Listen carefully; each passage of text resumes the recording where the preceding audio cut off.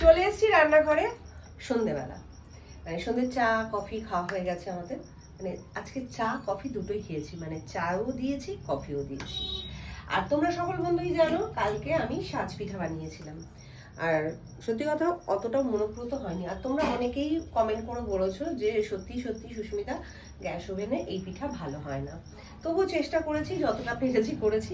তবে মা আমাকে অনেক হেল্প করেছে, আমি এক দুবার করেছি, বাদ বাকিটা মাই বানিয়েছে।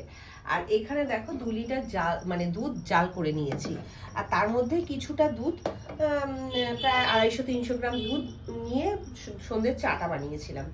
আর এই দুধটা খুব ঘন করে জাল করে নিয়েছি, ঠিক আছে। আর ঘন করে জাল করার পর এই পিঠাগুলো দিয়ে মানে দুধে ভেজাবো, কারণ কয়েকটা খেয়েছি কালকে নলেন গুড় দিয়ে। আর আজকে এই যে পিঠেটা ভেজাবো তার মধ্যে তো মিষ্টি দিতে হবে। তবে আমি জানো তো শীতকালে মানে চিনিটা ব্যবহার করি না।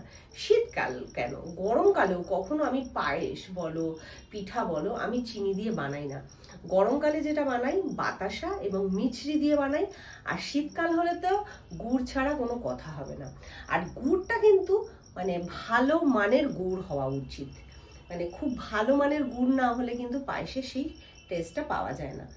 তা আমি এখন দুধটা যেহেতু ভালো করে জাল করে নিয়েছি, আর এবার আমি গ্যাসটাকে অফ করে দিচ্ছি। অফ করে দিয়ে আর আমি নিয়ে নিয়েছি দেখো বেঙ্গল মার্কা পাটালি গুড়। আর এটা কিন্তু খুব ভালো একটা উন্নত মানের গুড়, মানে এর স্মেল নিয়ে তো কোনো কথা হবে না, দারুণ স্মেল।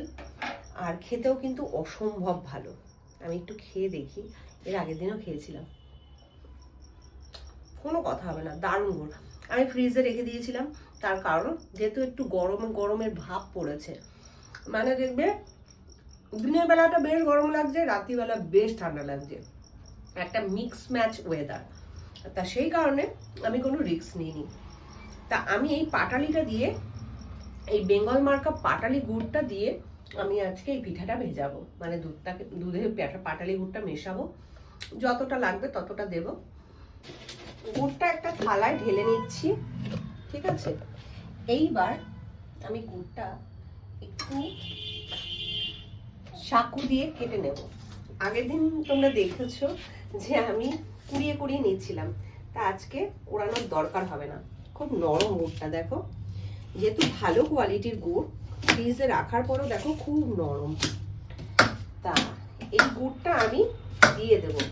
তা দেখো শীত কিন্তু এখনো আছে, মানে জানুয়ারি মাস শেষ হলেও কিন্তু ফেব্রুয়ারি মাসটা রয়েছে, মানে কম বেশি সবাই কিন্তু ফেব্রুয়ারি মাসেও পিঠে পায়েস এইসব খেয়ে থাকবে।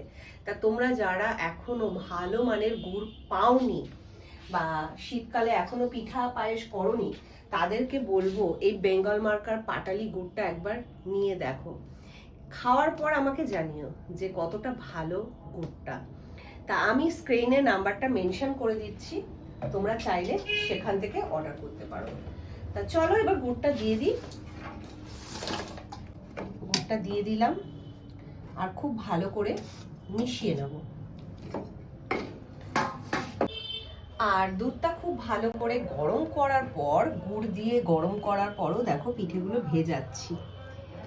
তা পিঠেগুলো ভিজিয়ে রেখে দেব ঠান্ডা হলে, মানে যখন দুধ একদম পিঠেগুলোর মধ্যে একদম চুবু চুবু হয়ে যাবে, একদম মুখে দিলে নরম হয়ে যাবে, তখন সবাইকে খেতে দেবো। এখন কিন্তু গরম পিঠে কেউ খেতে চাইবে না, এটা মাথায় রেখো, ঠিক আছে? ওকে, মনে থাকবে একদম। সব পিঠেগুলো দুধে দিয়ে দিয়েছি, আর একটা ফুট আসলে মানে ফুটে গেলেই তারপরে গ্যাসটাকে নিভিয়ে দেবো, আর নিভিয়ে দিয়ে ঢাকা দিয়ে রাখবো। তারপরে ঠান্ডা হলে সবাইকে পরিবেশন করব।